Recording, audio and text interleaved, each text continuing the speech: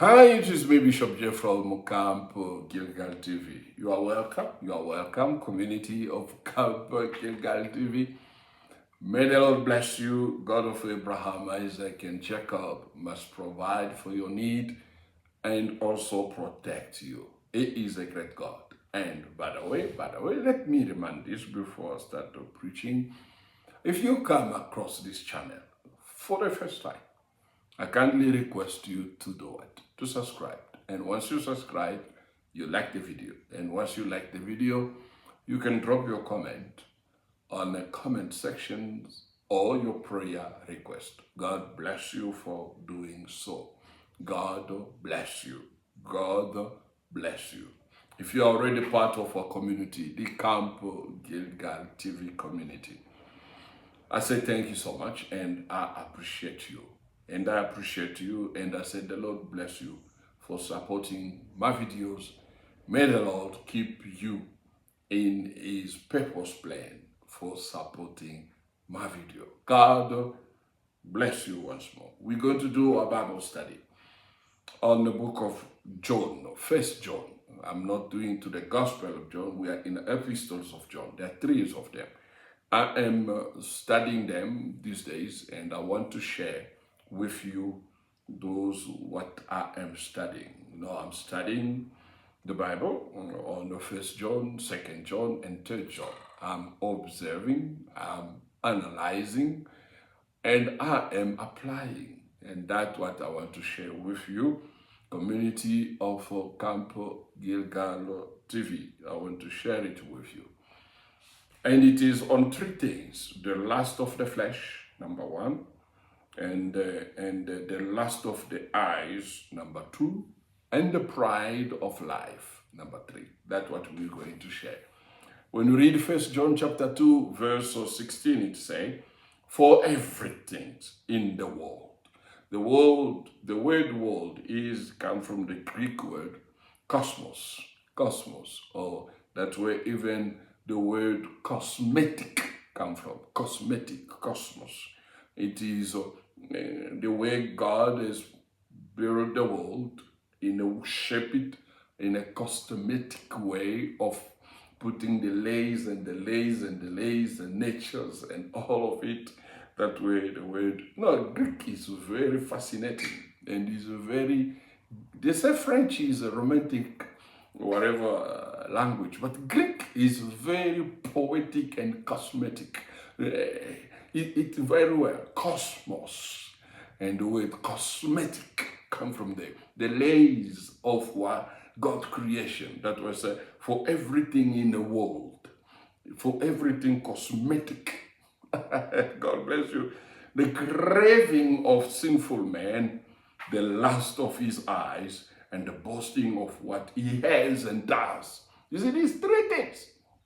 If you observe around you, you'll see even, especially in the big cities, you'll see how the world is being driven by these three things: the craving of a sinful man, the lust of his eyes, and the boasting of what he has and does.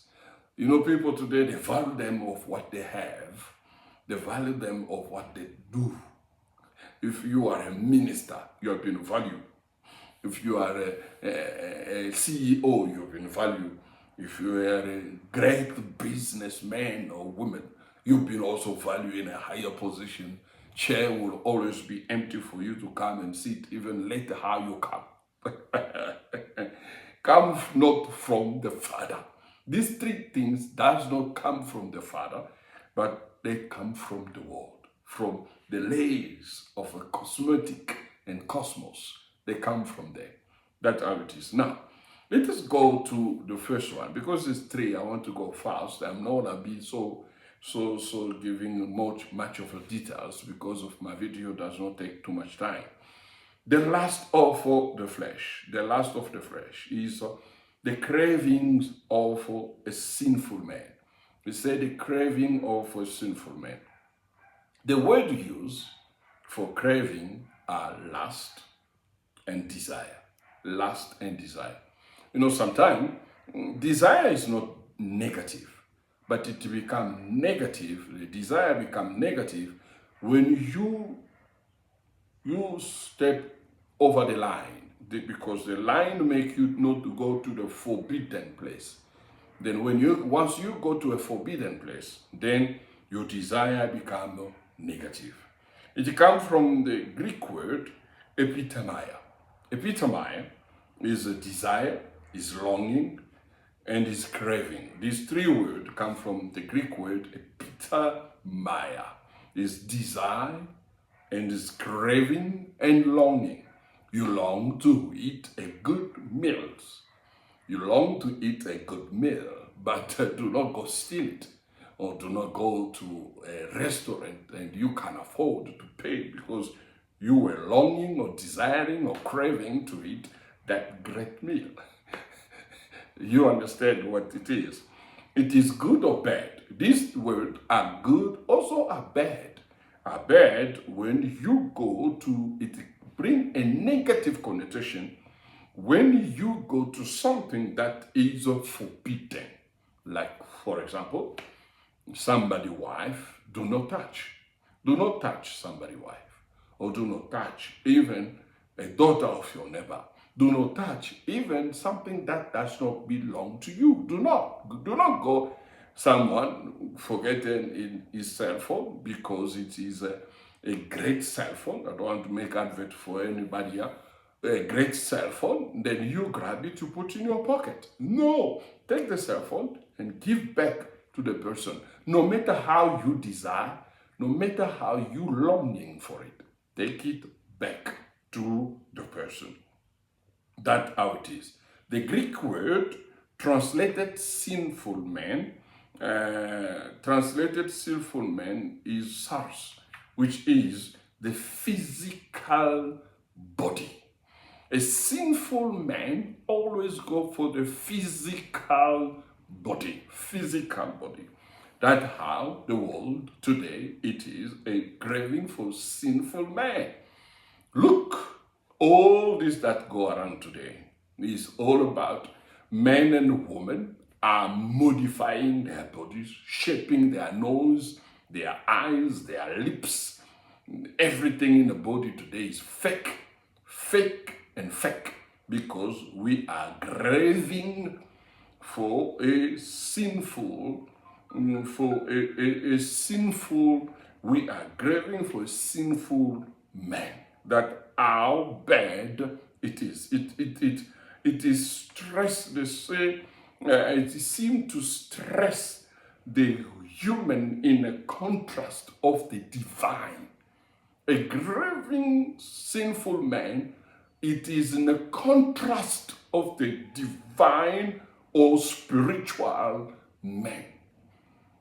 When you craving for something that is of flesh orientation, is a very bad situation, because you are craving to something that is no longer spiritual.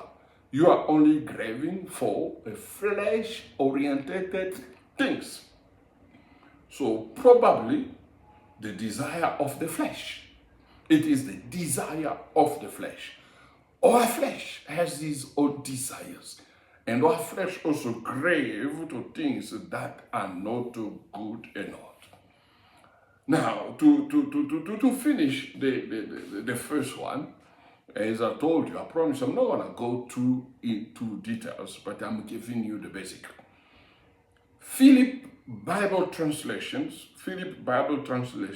say this, and make it is a primitive man's desire. Primitive man desire is flesh. Primitive man desire is flesh, because men want to boast, men want to do things, men want to attract all attention to himself.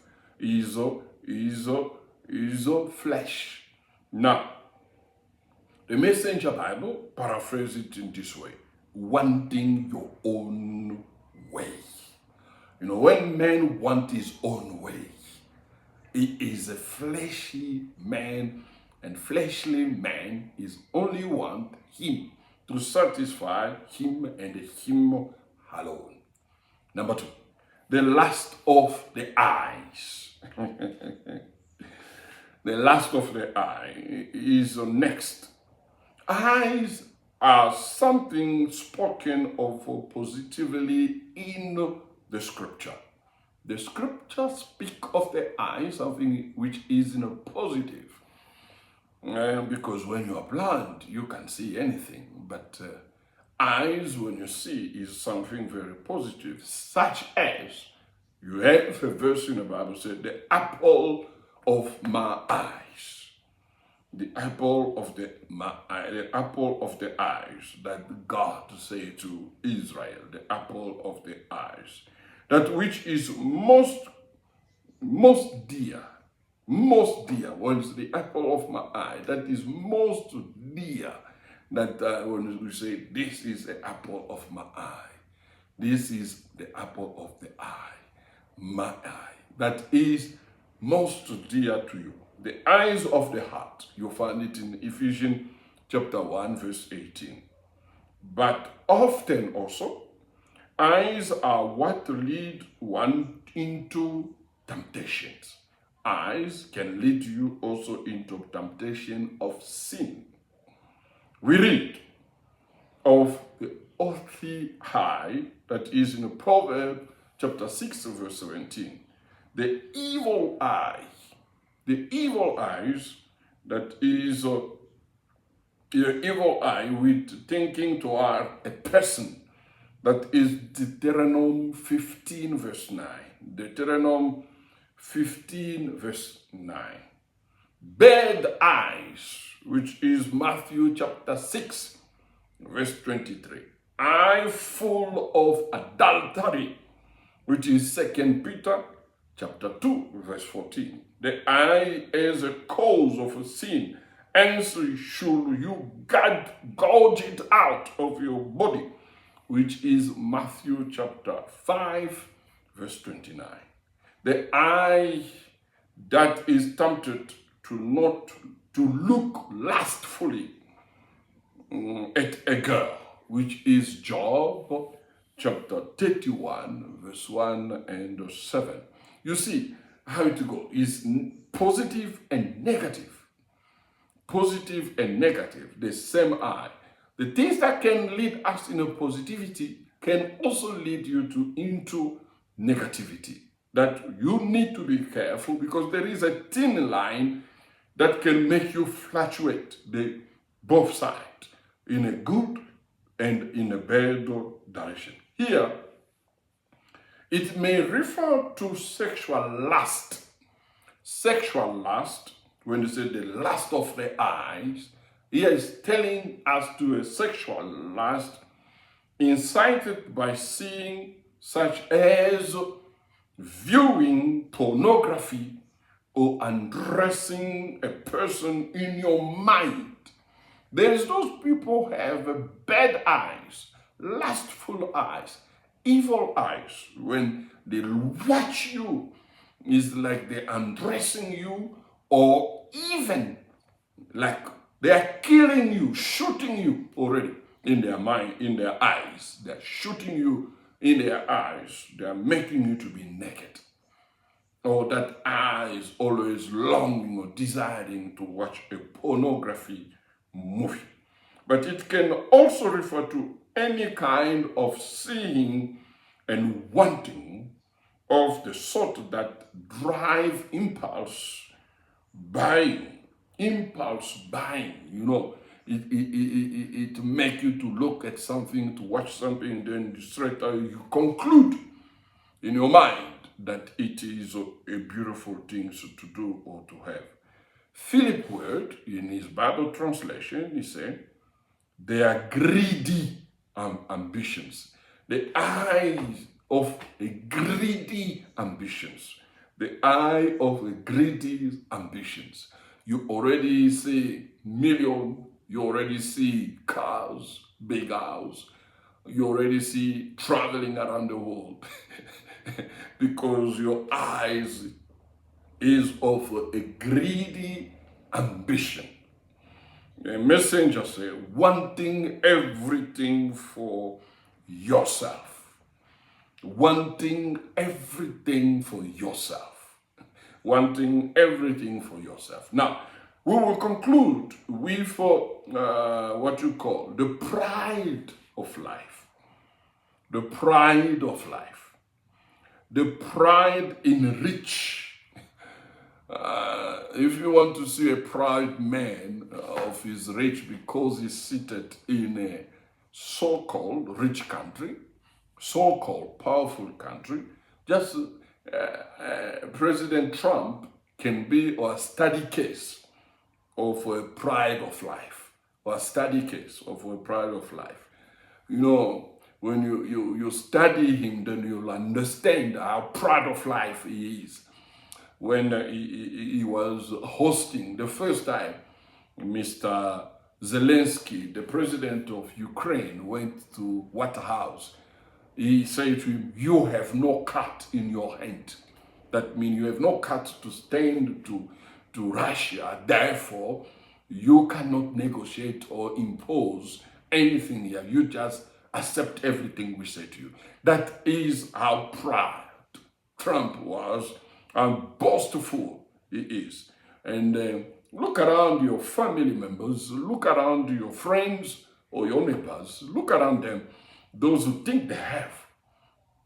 Because they may drive a German car, they may drive a car that you cannot afford, but you'll see how they behave toward you, you'll see how they behave toward you. It may be your family member, it may be your family member, or even your neighbor. That's the way they behave. The boasting of what he has and does. That is a pride of life. Pride of life. Pride of life is somebody is boasting of what he has and does. You never ask anybody how much he has in his bank account, but he wants to let you know. And I just managed to arrive to have 1 million. I can take our currency here, 1 million rand in my bank account. That is my first 1 million. No, I did not ask you for you to come to boast it to me and to say how you have 1 million. Or somebody can say, I just managed to have $2 million in my bank account.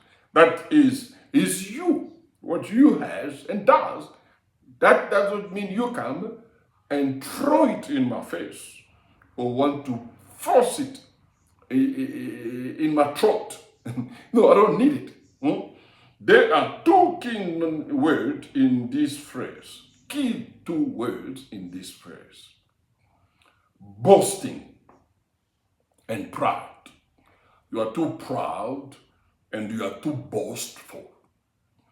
When you're too proud and too boastful, it comes from the word in Greek, alazoneia. Alazoneia, pretensions. It go to pretensions. You know, somebody who pretend all the time. Arrogancy. Somebody who is too arrogant. Too arrogant. You know, some of preacher can stand before you preaching, they say, "You can afford me." That is to be arrogant. That is to be boastful. You can afford me. But can you afford Christ's death at the cross of Calvary?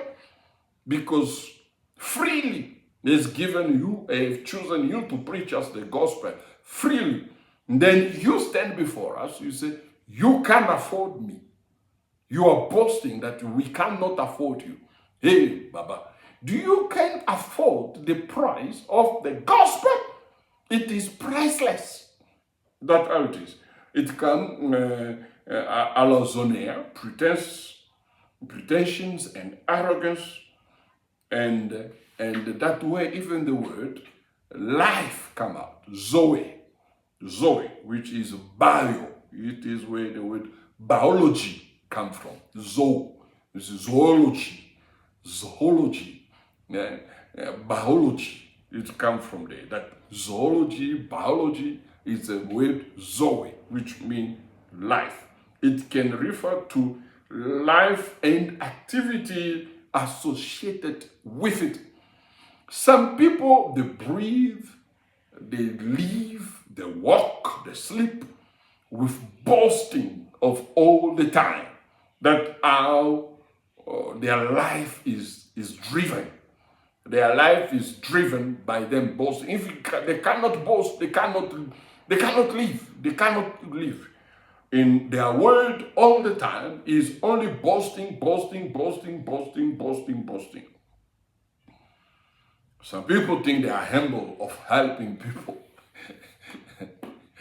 Oh Lord. But their humbleness, it is a way of boasting. That if I did not do it, no one can do it. That's why let me do it. Be careful of the help that you receive from people sometimes. You think you are receiving help when the person is boasting and he can go tell people how he's helping you. Activity with it, as well as a resource needed to maintain life. Mean of substances. The mean of substances for some people is to boast and to be arrogant and to have material possessions. So the pride of life refer to a boasting or arrogancy in one wealth or outward circumstances. Outward circumstances. You know, those people receive even accolade. Oh, if it was not such a person, we don't know how we do. Then you see this, no, I did it. By God's grace, I did it. No. Please stop boasting. Why not give and tell people, don't mention my name? Why go give and have a camera to post it in social media? Why not just give and anonymously and go? Give it anonymously. People must not know you and they must not know who did it. So pride of life refer to a boasting or arrogance in one wealth or outward circumstances. You bought you support somebody for food or rental or anything, do not boast about it. Do not even go publish it. The messenger, the Bible put it, wanting to appear important. Wanting to appear important. If somebody wants to appear that is the important man of all the time, that's the man. You know, sometimes when you help, just keep quiet. Don't let people to know who gave. Do not let people even to thank you. When you give it, forbid even somebody. You know, Jesus sometimes when he was doing miracles, he would say, do not go tell people about me. Do not. You must give also some time and forbid that your name must be mentioned on a microphone. You must do that. And as it is, the messenger put it, wanting to appear important.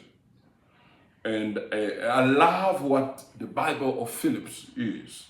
Rendering the glamorous of all they think splendid. Rendering the glamorous of all they think is splendid. You're rendering it. I'm the one who helped so much, even his own family member. They were not able to do it, but I was always there. Be careful. It is the proud of life. I hope, and you understand, you grab something from 1 John chapter 2, verse 16. God bless you. Do not forget to subscribe.